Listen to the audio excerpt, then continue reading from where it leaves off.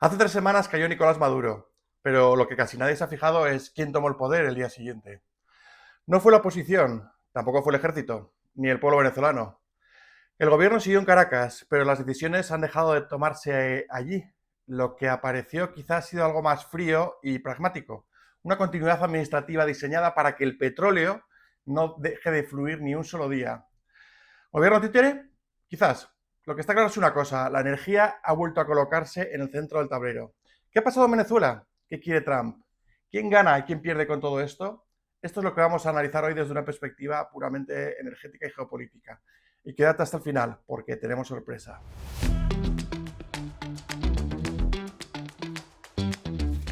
Formalmente, el poder sigue en Caracas. En la práctica, muchas decisiones vienen tuteladas desde Washington. Y aquí surge la pregunta clave, ¿quién gobierna realmente y para quién? En este vacío controlado aparece un concepto central, que es el de las llamadas autoridades provisionales, o lo que es lo mismo, podríamos compararlo con una especie de gobierno Frankenstein, hecho con piezas del viejo sistema y la anterior cúpula bolivariana, pero reanimado con cabeza rubia y sangre naranja. Al frente de esta autoridad, ojo, que está Delcy Rodríguez, liderando un nuevo ejecutivo cuya legitimidad es funcional, digamos, no es ni política ni democrática. Pero atención, que es la misma Delcy Rodríguez del Delcy Gate, Ábalos, Coldo, Aldama y toda la pesca, aunque esta es otra historia. Y ahora, atención a este giro, porque aquí es donde la historia cambia un poco de carril. Washington no anuncia una transición democrática ordenada o el fin del narcotráfico, que era uno de los motivos por los cuales había invadido Venezuela. No se habla de elecciones, no se habla de fechas, no promete urnas. Lo que hay a partir de este momento es una sola palabra que se repite, y esta palabra es inversión, invertir. ¿Pero invertir para qué? Invertir para recomponer la industria petrolera, invertir para poner en marcha pozos, refinerías, flujos de crudo. A partir de este momento el discurso se transforma. La democracia, la penuria del pueblo venezolano, los derechos humanos o el narcotráfico desaparecen del guión. En su lugar entra otra narrativa, digamos, mucho más familiar, relacionada con petróleo, contratos, barriles, millones, billones, billones.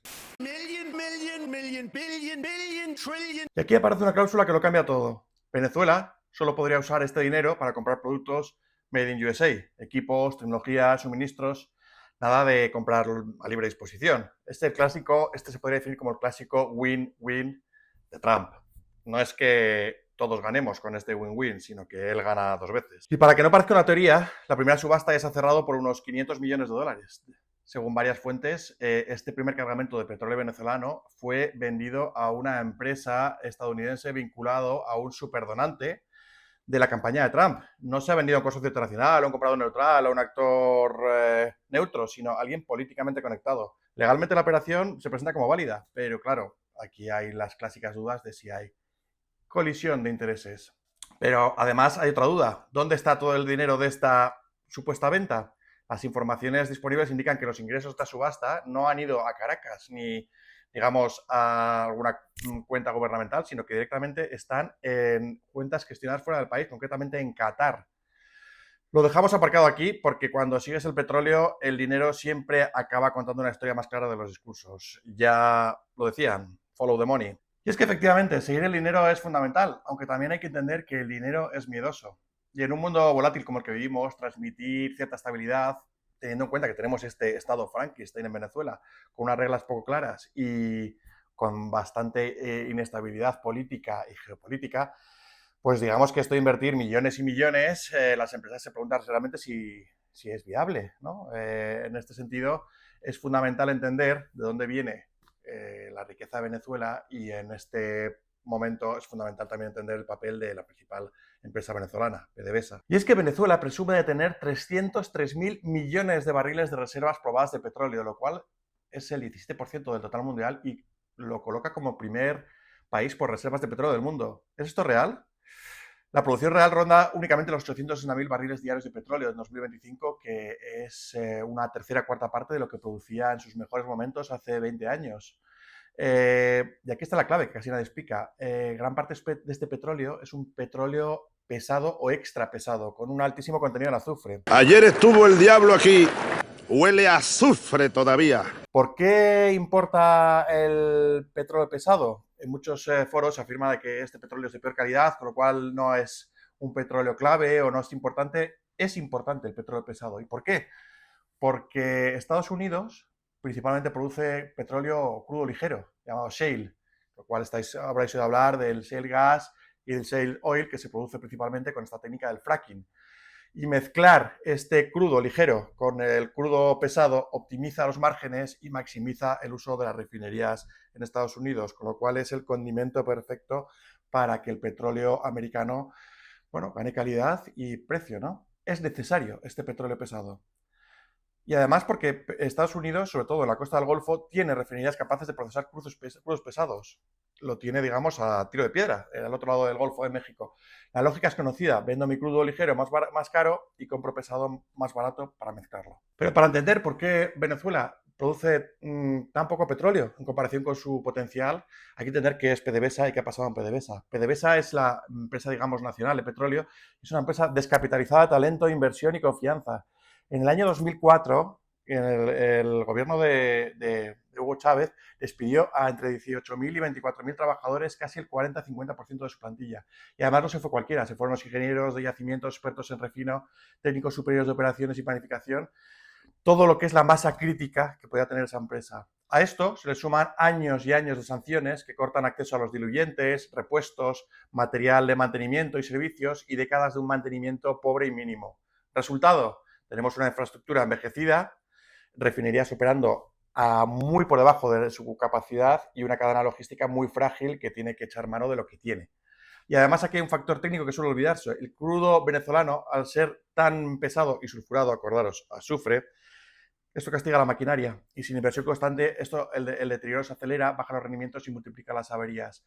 Por eso hay que introducir una distinción muy clave entre cuáles realmente estas reservas que afirman que tienen los venezolanos y cuáles son los recursos disponibles. Y es que cuando Venezuela habla de este número mágico de los 303.000 millones de barriles de petróleo, primer país del mundo por reservas petrolíferas, hay que tener en cuenta que este dato se multiplicó por 3 en época de Hugo Chávez y, bueno, pues son cifras autorreportadas a la OPEP con claros incentivos políticos.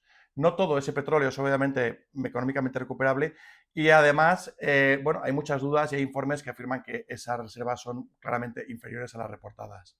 Y respecto a este petróleo del Orinoco, digamos que las reservas son enormes, efectivamente. Como hemos dicho, también son muy pesadas, muy espesas y con gran cantidad de azufre. Son tan espesas que este petróleo no fluye solo, no lo puedes meter en un tubo y ya está, y sale. Para que ese crudo pueda moverse hay que mezclarlo y ahí es donde entran los diluyentes. ¿Y qué son los diluyentes? Pues estos básicamente son petróleo más ligero o derivados como la nafta que se mezclan con el crudo pesado para que deje de parecer chapapote y se pueda bombear, transportar y vender. ¿Y de dónde salen estos diluyentes? Pues en gran parte vienen de fuera. Venezuela no produce diluyentes propios, así que históricamente ha tenido que importarlos.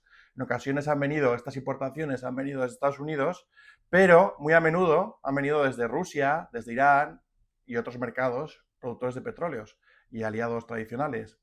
Sin diluyentes, la faja del Orinoco se atasca, la producción cae y los productos se paran. Por eso este detalle importa tanto. No es solo cuestión de sacar petróleo, es tener diluyentes, infraestructura y estabilidad. Y sin eso, la verdad es que no hay muchos milagros petroleros. Otra de las principales operadoras que lleva años en el mercado venezolano es Repsol, que bueno, actualmente tiene empresas constituidas con PDVSA y también con la italiana Eni, y se dedican principalmente a la explotación de gas para suministrar a la generación eléctrica interna en Venezuela, algo que es crítico en un momento en el cual buena parte de la infraestructura, digamos, de generación eléctrica está en un estado bastante lamentable y que siendo un país que tradicionalmente ha generado la mayor parte de su generación con hidroeléctrica, pues actualmente empiezan a tener déficits de generación, apagones, etcétera, ¿no? Recientemente el CEO de Repsol, Yosuke Imaz, anunció en una reunión que tuvo con Trump que estaba lista para triplicar su producción en Venezuela en los próximos 3 años. Sí se garantiza un marco legal y comercial estable, sí se garantiza. Hoy Repsol produce aproximadamente unos 45.000 barriles diarios, allí que es una cifra modesta, pero con potencial de crecimiento. Bueno, esta, digamos, declaración de Repsol y esta postura que tiene respecto a la administración americana les permite ser, bueno, uno de los competidores con cierta ventaja respecto a otros como Exxon, por ejemplo, que dejaron de producir y que fueron expropiados en su momento, expulsados del país, pero también esto está condicionado obviamente a licencias, estabilidad jurídica, algo que todavía está en el aire y en negociación en Washington. ¿Y qué significa todo esto para el mercado? Pues bueno, aquí Repsol no está en Venezuela obviamente por romanticismo o porque es una ONG, está ahí porque si todo sale bien se puede convertir en uno de los pocos ganadores europeos en lo que es el sector upstream en décadas en la región. Su exposición actual puede parecer pequeña en volumen, pero su impacto en flujo de caja podría crecer mucho más si logra exportar crudo y monetizar buena parte de estos contratos históricos. Hasta ahora hemos hablado de quién puede ganar en este tablero, pero en geopolítica energética esto no suele venir solo. Si este tablero se mueve, también hay perdedores. El primero más claro de toda esta movida sería China. Durante años, China fue uno de los grandes compradores del crudo venezolano sancionado, con lo cual lo compraban con descuentos importantes. Esto era lo que se podía definir como un chollo energético y una palanca geopolítica. Si ese crudo pasa a estar tutelado por Estados Unidos, China pierde un acceso preferente y tendría que competir en nuevas condiciones, además de ver qué pasa con sus inversiones en infraestructuras, etcétera, a nivel local. Ahí claramente pierde. Además, Estados Unidos, para él, esto es sacar a China del patio trasero de Estados Unidos, que es algo que estamos viendo desde los años 50, 60, con Cuba y en Nicaragua, etcétera, ¿no? Siguiente perdedor, Cuba. Aquí el golpe es clarísimo y directo. En 2025, Venezuela fue uno de los principales proveedores de petróleo para Cuba y envió unos 30-35 mil barriles diarios de petróleo, lo cual ha representado aproximadamente entre el 40 y el 45% de todo el crudo importado por la isla cubana. El siguiente proveedor es México, pero claro, ahora nos quedamos con un 40% menos, prácticamente la mitad del suministro desaparece de golpe. A día de hoy, este petróleo venezolano era un salvavidas energético y este salvavidas ha desaparecido. Venezuela ya no solo envía el crudo, sino que además Cuba probablemente lo vaya a tener que comprar a otro precio y en otros mercados. ¿Esto qué se traduce? Si el país ya tenía apagones de hasta 20 horas y una economía y un sistema eléctrico a borde del colapso, pues la situación es cruda. Recientemente Cuba apostó por la energía solar fotovoltaica como uno de sus salvavidas a nivel energético para tratar de limitar, digamos, esta dependencia del petróleo, sobre todo en la parte de generación eléctrica, y ha tenido un repunte importante en esta implantación de plantas fotovoltaicas, pero en cualquier caso esto no supone una solución definitiva para su dependencia. Al fin y al cabo, la fotovoltaica le va a funcionar durante unas cuantas horas al día y si no implantan baterías de manera masiva, va a seguir necesitando multitud de petróleo, gas, carbón para su propia generación interna. En este contexto, la desaparición de toda esta importación de Venezuela obviamente no augura nada bueno para la isla cubana. Y tercero, Nicaragua. Durante años, Nicaragua ha sido el socio invisible de este auge autoritario entre Venezuela, Cuba y a Daniel Ortega en Nicaragua, pero no ha tenido demasiada atención internacional. Entre 2007 y 2016, Venezuela envió a Nicaragua más de 3.700 millones de dólares en petróleo. Y este petróleo, además, se enviaba con unas condiciones sumamente ventajosas para Venezuela. Digamos que se financiaba a 23 años a un interés del 2%, que son condiciones mucho mejores que las que ofrece el mercado a día de hoy.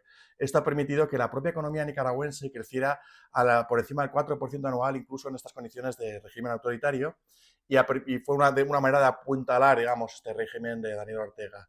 La desaparición del suministro venezolano, pues obviamente tampoco augura nada bueno para Nicaragua.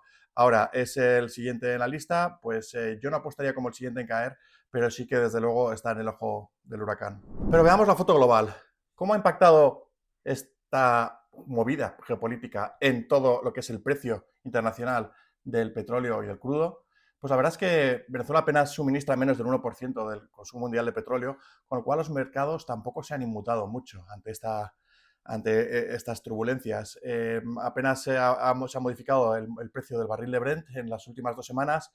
Lo que sí ha podido afectar ha sido casi más las revueltas que ha habido en Irán. Ahí sí que digamos, el mercado ha reaccionado por la posibilidad de que salieran del mercado multitud de suministro. Esto obviamente ha tirado un poquito al alza del precio, pero la realidad es que Venezuela no ha sido el que más ha impactado a día de hoy en una posible crecida o bajada de los precios del barril internacional.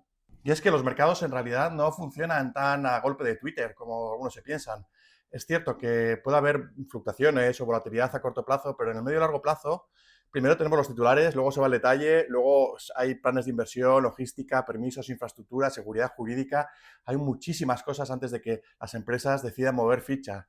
Estados Unidos ha vendido esta jugada como un boom industrial y un win-win-win-win para su país, pero las petroleras no siempre piensan lo mismo.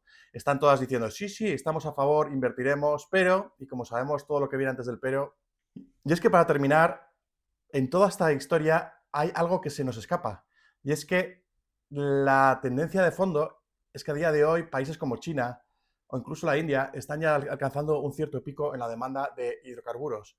Principalmente en China estamos viendo cómo se ha alcanzado una especie de meseta y la demanda no incrementa. ¿Y por qué? Por algo que no se está hablando nunca en estos análisis sobre lo que pasa en Venezuela, sobre lo que pasa en Irán. ¿Qué es lo que hay detrás también? Tenemos en China algo que está pasando y que está cambiando las reglas del juego de manera estructural. Imagina que Venezuela consigue subir la producción, incluso si lo logra llega a un 3-4% de la producción mundial. Si esto sucede, sucederá dentro de 5 o 10 años y cuando realmente suceda llegará a un mundo distinto. Es como cuando Michael J. Fox llega al futuro y se encuentra con coches y monopatines volando.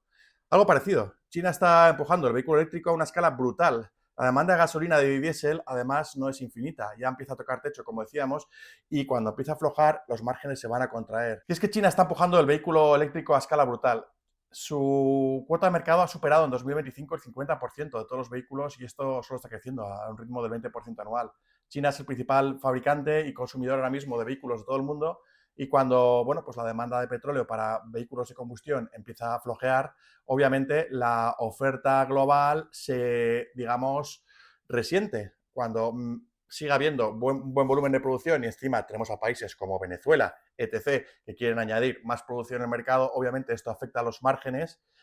¿Y qué se puede derivar de todo esto? Pues aquí es donde hay un factor que puede ser incómodo para Trump. Si añades más crudo barato, presionas a los precios y a los márgenes, y estos márgenes, además, en concreto en Estados Unidos, con costes de producción alto de petróleo shale, como dijimos antes, pues pueden dañar a los votantes, ¿no? Que tratan de ser rentables con este mercado, entre los cuales, como hemos visto, hay varios donantes de Trump. Ya hay más de uno que está levantando la ceja porque esta jugada le puede salir en cierto modo el tiro por la culata. Por un lado, ¿necesita el petróleo venezolano? Sí. Por otro lado, ¿pueden vivir sin él? Perfectamente. Y es que como conclusión podemos decir que de todo esto Venezuela puede sacar algo limpio. Sí, quizá mejore sus condiciones de vida, quizá haya una transición política a mejor y quizá su industria energética y petrolífera se revivan. Pero sin unas reglas claras, sin capital paciente y, bueno, digamos, con mucha incertidumbre, esto se va a un medio largo plazo. No podemos esperar resultados inmediatos de todo esto, por mucho que los sufridos ciudadanos de Venezuela lo estén deseando. Y aunque Estados Unidos venda esto como un boom, el mundo se está moviendo hacia otra cosa, que es la electrificación, la eficiencia y una demanda cada vez más incierta. Con lo cual, espero que te haya gustado. Si quieres entender hacia dónde va la energía, suscríbete a Energía Bruta, dale like y no te pierdas el próximo vídeo bruto sobre electrificación, futuro y poder. Síguenos.